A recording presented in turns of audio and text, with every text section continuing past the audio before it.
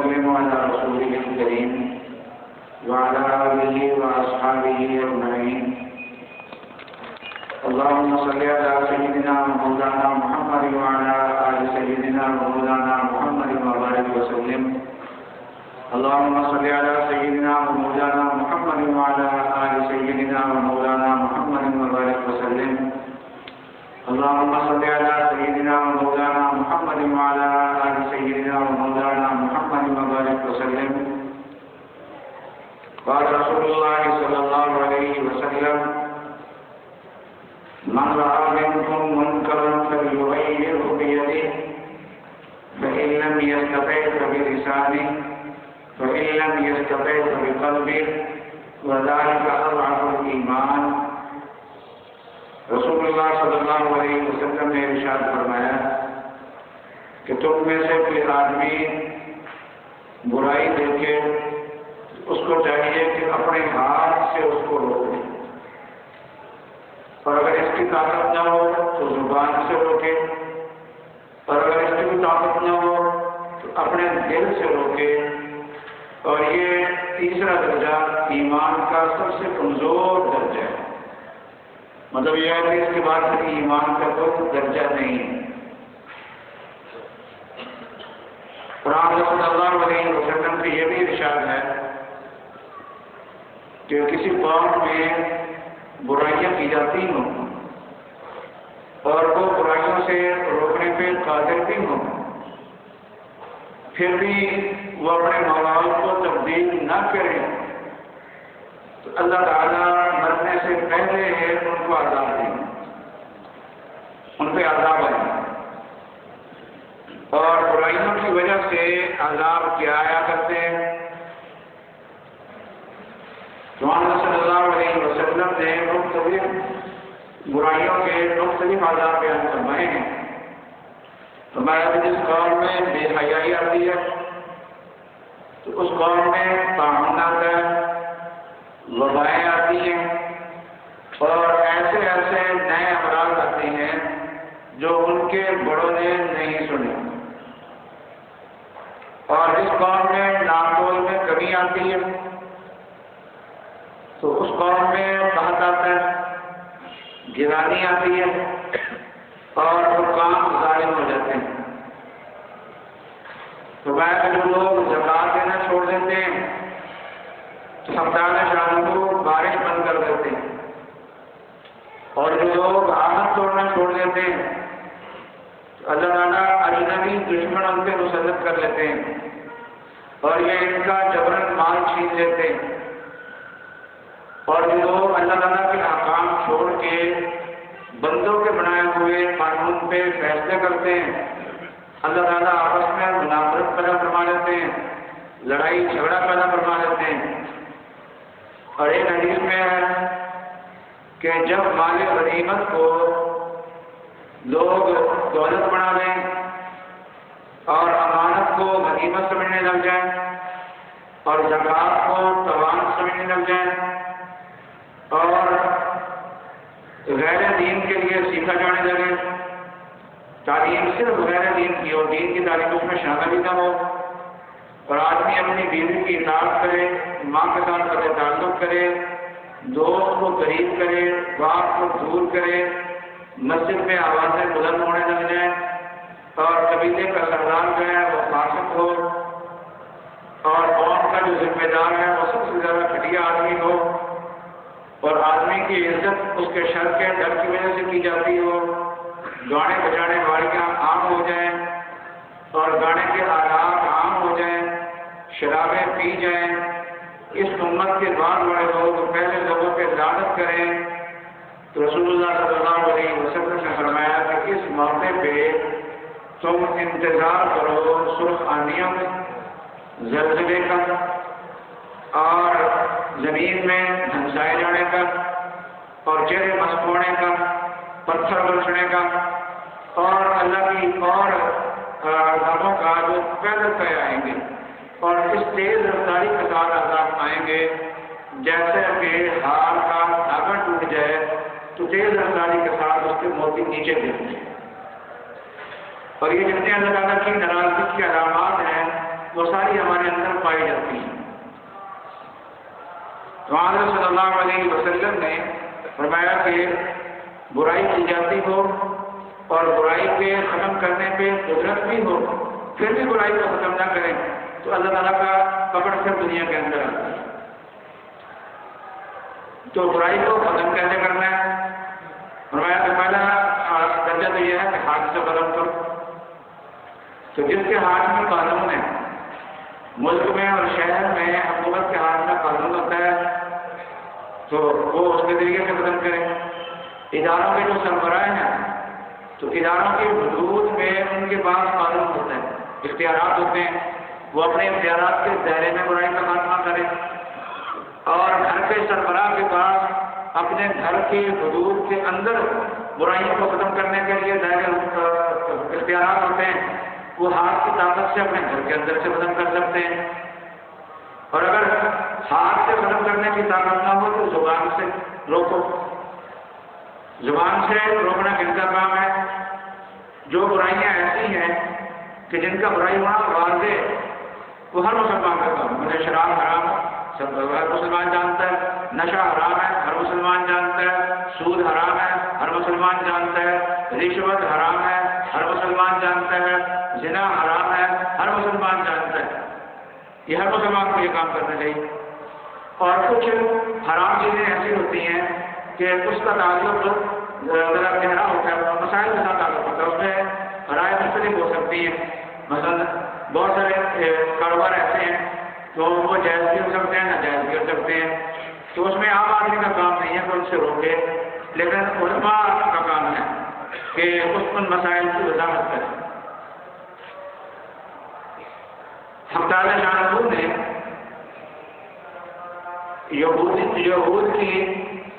یہود کا شکوہ کیا، لولا ینہاہم الربانیون والاحبار عن قولہم الاسم واکلہم السحت،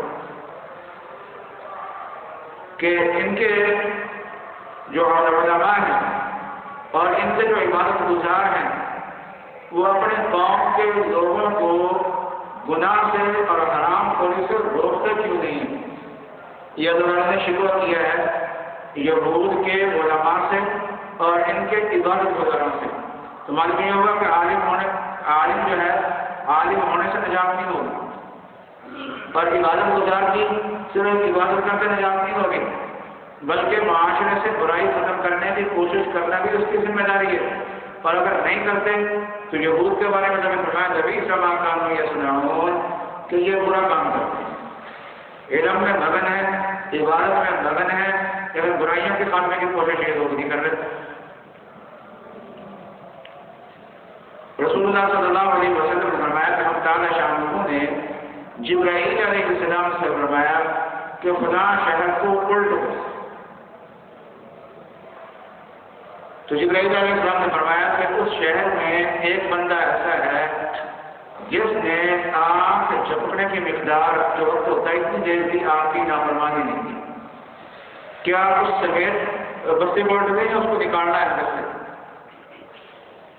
حق تعالیٰ شاہ نے فرمایا کہ اضربها علیہ وعلیہم، اضربها علیہ وعلیہم، پہلے اسی کو مارو، وہ اس کی بات ہوگا، باقیوں کو بعد میں نمبر آئے گا۔ اتنا بڑا عبادت گزارا، اتنا بڑا سلوکی، اور آپ سے پہلے اس کی گردن نہ پڑی ہے۔ فرمایا کہ ان وجہہ لم یتمار بک ساعۃ قط، کہ ایک لمحے کے لیے بھی اس کے ماتھے پہ بل نہیں پڑا میری نافرمانیوں نے۔ تو برائیاں ختم کرنے کے درجے ہوتے ہیں، ہاتھ سے ختم کرنا اس کے بعد اختیارات ہے، ہر آدمی کا کام نہیں ہے۔ اگر ہر آدمی ڈنڈا اٹھا دے تو معاشرے میں فساد پھیل جائے گا۔ زبان سے جو بڑی ایسی برائیاں ہیں جن کا برائی ہونا واضح ہے وہ ہر مسلمانوں سے روک سکتا ہے، جہاں تک اس کی آواز جاتی ہے اس کو روکنا چاہیے۔ تو آج بہت ساری برائیاں ہیں جو ہمارے معاشرے کو تباہ کر رہی ہیں۔ سگریٹ نوشی ضرورت میں رضا نہیں ہے، اگر اس کے پینے کی عادت نہیں پڑی تو ضرورت نہیں ہے، عادت ڈالتا ہے تو پیتا ہے، اور یہ صحت کے لیے نقصان دہ، اور پھر اس سے آگے بڑھ کے کیا ہے مختلف قسم کے ہلکے نشے، شیشہ پی رہے ہیں، ہمارے معاشرے کے اندر یہ برائی آ رہی ہے. مکمل طور پہ نشہ نہیں ہے لیکن نشہ کی طرف آگے قدم اٹھ رہا ہے. اور اس طریقے سے پھر کیا نشہ پینے کا سلسلہ بھی، پاؤڈر پینے کا سلسلہ بھی ہے، ہیئر آئل بھی ہے، چرس بھی ہے. یہ ہمارے اسی معاشرے کے اندر. اور یہ جو نوجوان اور یہ جو لوگ پی رہے ہیں، یہ نہیں ہے کہ کوئی جنگل میں اندر اپنی جگہ بنائی ہوئی ہے، بیچنے والوں نے کوئی جنگل میں اپنی جگہ کو بنائی ہوئی ہے، وہاں بیچتے ہیں. اور یہ تو بیابان میں اور پہاڑوں کی غاروں میں جو پینے کی جگہ بنائی ہوئی ہے وہاں بیٹھ کے پیتے نہیں. بیچنے والے بھی ہمارے معاشرے کے اندر ہیں اور پینے والے بھی ہمارے معاشرے کے اندر ہیں. اور آپ صلی اللہ علیہ وسلم نے فرمایا کہ شراب ہرگز نہ پینا، فإنها رأس كل فاحشہ، کہ تمام بے حیائیوں کی جڑ ہے. شراب کھائی ساری بے حیائیاں آ گئی. اور آج شراب جو ہے وہ ہمارے آبادیوں میں تیار بھی ہوتی ہے، بکتی بھی ہے. اور جتنے ماڈرن علاقے ہیں ان میں یہ کام زیادہ ہے. اسلام آباد میں آپ فیصل آباد میں بھی آپ کو نظر آ جائے گا. تو آپ لاہور میں چل جائیں تو آپ کو یہ کاروبار اس سے زیادہ نظر آئے گا. آپ اسلام آباد میں چل جائیں تو آپ کو یہ کاروبار اس سے زیادہ نظر آئے گا.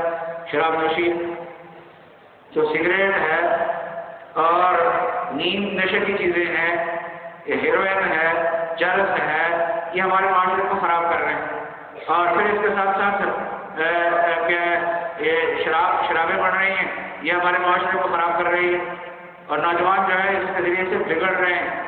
چھپ چھپا کے یہ چیزیں چل رہی ہیں، کھلا ہوا راز ہے.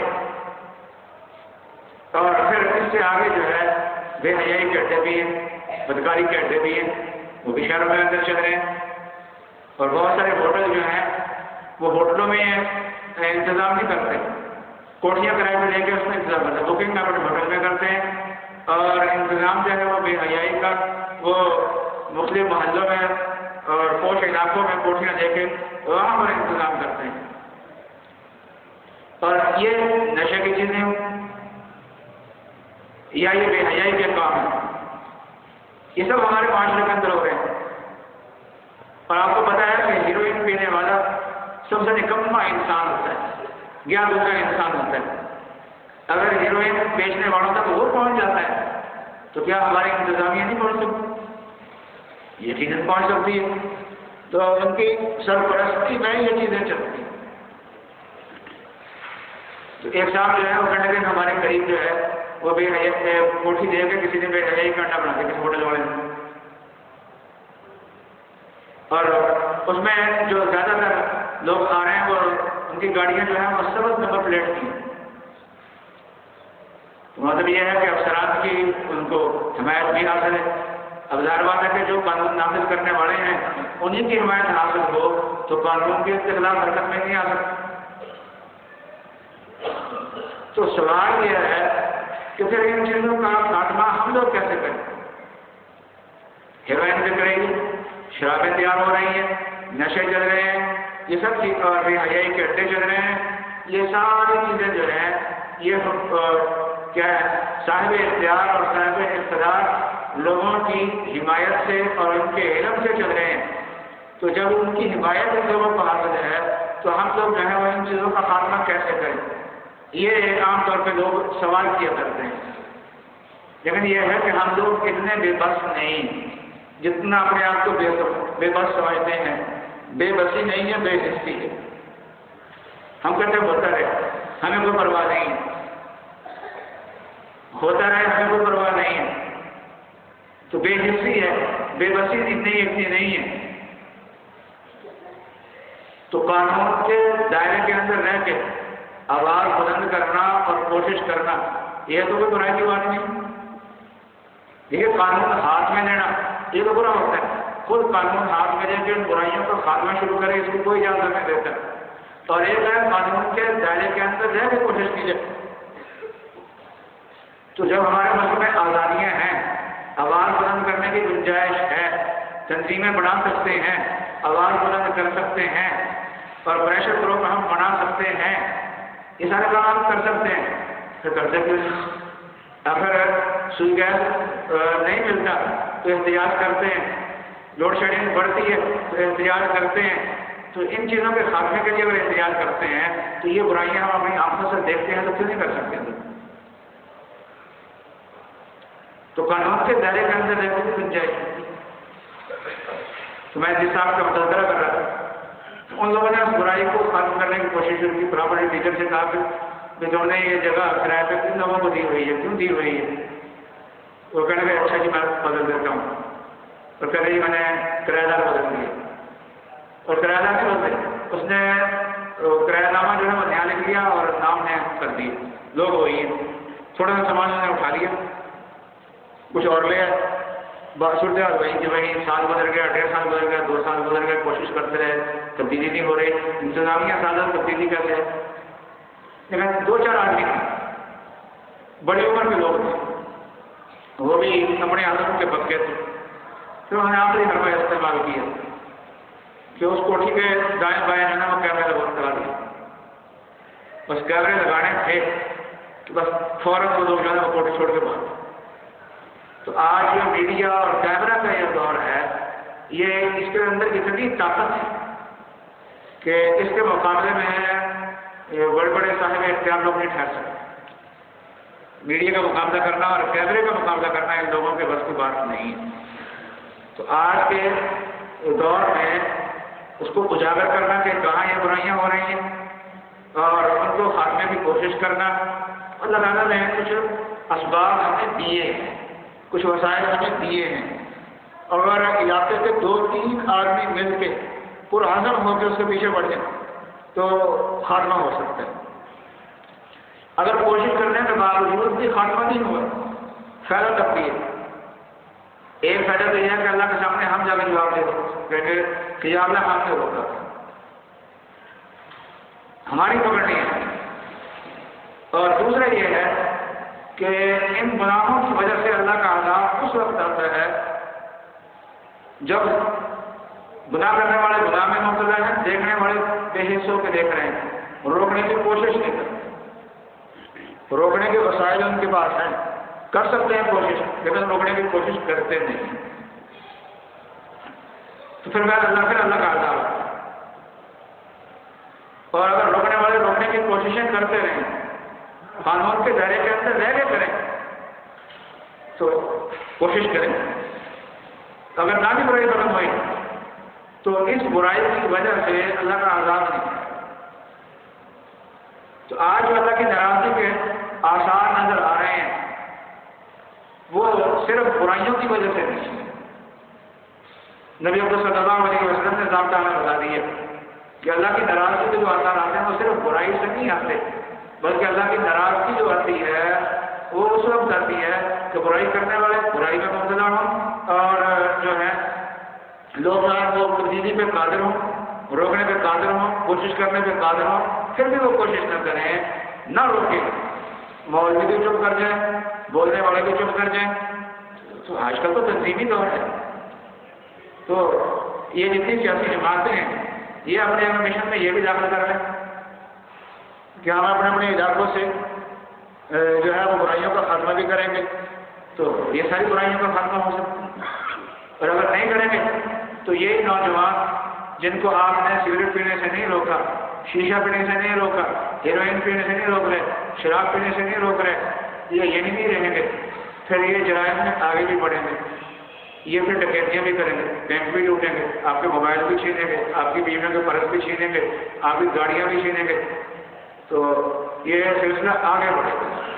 اس لیے اپنے اپنے محلوں میں اور اپنے اپنے علاقوں میں اللہ کی جو واضح نافرمانیاں ہیں، ان نافرمانیوں کا کہیں وجود ہے تو اس کی روک تھام کی مل جل کے کوشش کرنی چاہیے، پہلے لوگوں کو اکٹھے کرنا چاہیے، اور اس میں آدمی ہارے نہیں، بہت سے لوگ کہیں گے کہ ہونے دو جی ہم کیا کریں، نہیں جگہ ہے، 3 آدمی آپ کے ساتھ مل گئے نا تو آپ کام آگے شروع کر سکتے ہیں، نرمی سے کام شروع کریں، ان کی جا کے محنت کریں، روک کے ان کو سمجھائیں، ابتدا یہاں سے کریں، فرمائش سے شروع کریں، وہاں سے نہ ہو تو پھر آگے نئے راستے اختیار کرنے شروع کریں جو بھی قانون کے دائرے کے اندر ہو سکتا ہے۔ تو آج کے زمانے میں برائی روکنے کے ہمارے پاس ذرائع بہت ہیں، بے بسی نہیں ہے لیکن بے حسی ہے، اور یہ بے حسی جو ہے وہ معاشرے کو دن بدن تباہی کی طرف لے جائی جا رہی ہے، دن بدن تباہی کی طرف لے جا رہی ہے، اور کوئی چیز آج ہماری محفوظ نہیں ہے۔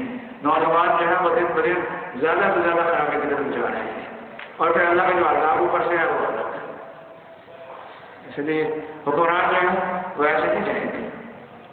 آپ کے صدر صاحب باہر گئے تو امریکہ نے تھپکی دے دی کہ نہیں وہ واپس آئیں گے، تو امریکہ وزیر خارجہ کو کیا پڑا ہوا کہ ہمارے صدر کے بارے میں بتایا کہ واپس آنا ہی نہیں آنا، اس کو کیا پڑا ہوا ہے؟ اسے تھپکی مطلب جب امریکہ کی تھپکی آ گئی تب فوج بھی کچھ نہیں کر سکتا، مطلب یہ ہے کہ فوجی تو کوئی چپ کر کے بیٹھے رہنا، خبردار سے بولے، تو جب تک ہم نہیں بدلیں گے تو یہ اللہ کا عذاب جو ہے وہ ٹلے گا نہیں۔ تو اللہ تعالیٰ ہمیں ان دین کی سمجھ عطا فرمائے، اور بے حسی ہمارے اندر جو ہے اللہ تعالیٰ اس بے حسی کا خاتمہ الحمدللہ۔